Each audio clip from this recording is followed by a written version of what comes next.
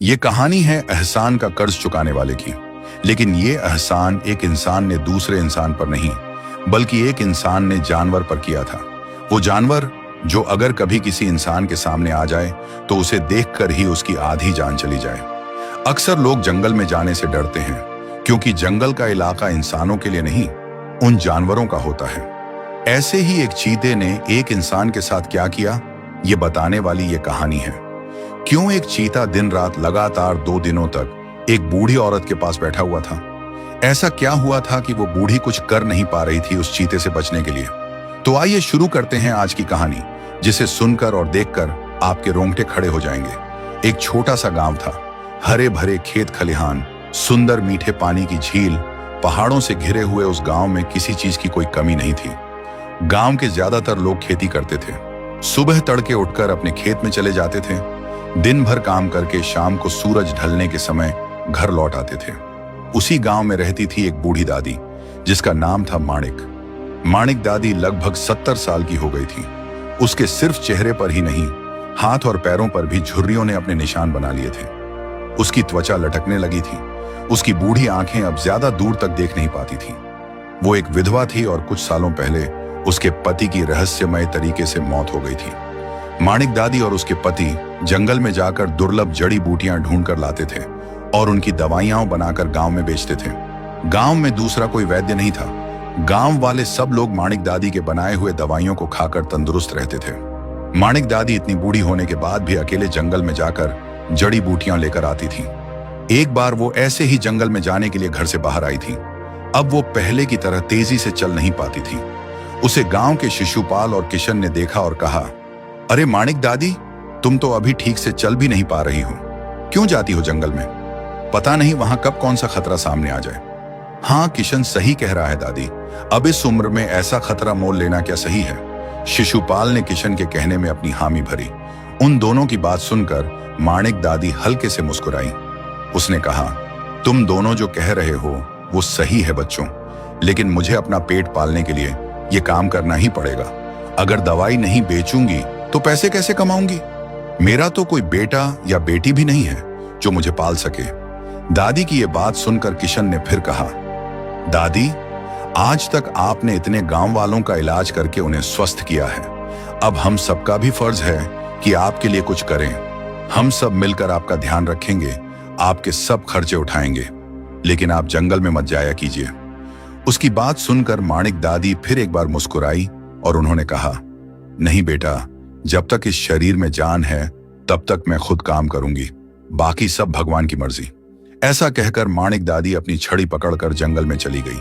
जंगल में जाकर उसने अपनी हमेशा वाली जगह पर जाकर जड़ी बूटी तोड़ने लगी।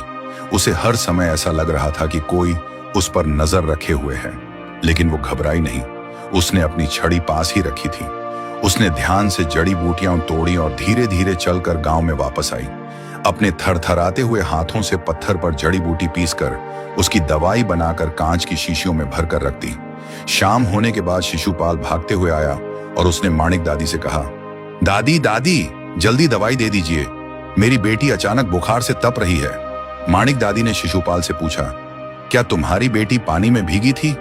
शिशुपाल ने कहा, हाँ, आज वो नदी में तैरने गई थी, उसके बाद ही उसे बुखार चढ़ा है। माणिक दादी ने कहा और एक शीशी उठाकर शिशुपाल के हाथ में रखी। ये दवाई तुम्हारी बेटी को अभी पिला दो, सुबह तक उसे आराम आ जाएगा। शिशुपाल ने माणिक दादी को पैसे दिए और कहा, दादी, सुबह मैं तुम्हें जंगल में जाने से मना कर रहा था, लेकिन आज अगर तुम नहीं होती तो पता नहीं मेरी बेटी को समय पर दवाई कहां से मिलती। माणिक दादी ने कहा, कोई बात नहीं, अब जल्दी जाकर बेटी को दवाई पिला दो। शिशुपाल फिर एक बार माणिक दादी को धन्यवाद देकर घर चला जाता है।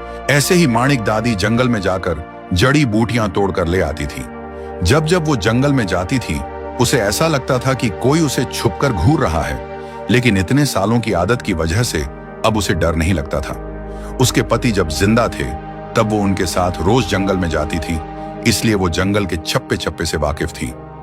एक दिन गांव की ही एक औरत बिंदिया माणिक दादी के पास आई और उसने कहा, दादी, मेरी शादी को 6 साल हो गए हैं, लेकिन अभी तक मुझे बच्चा नहीं हो रहा है। तुम तो गांव के सब लोगों को दवाई देकर ठीक करती हो, तो मुझे भी कोई ऐसी दवाई दे दो जिससे मुझे बच्चा होने में आसानी हो जाए।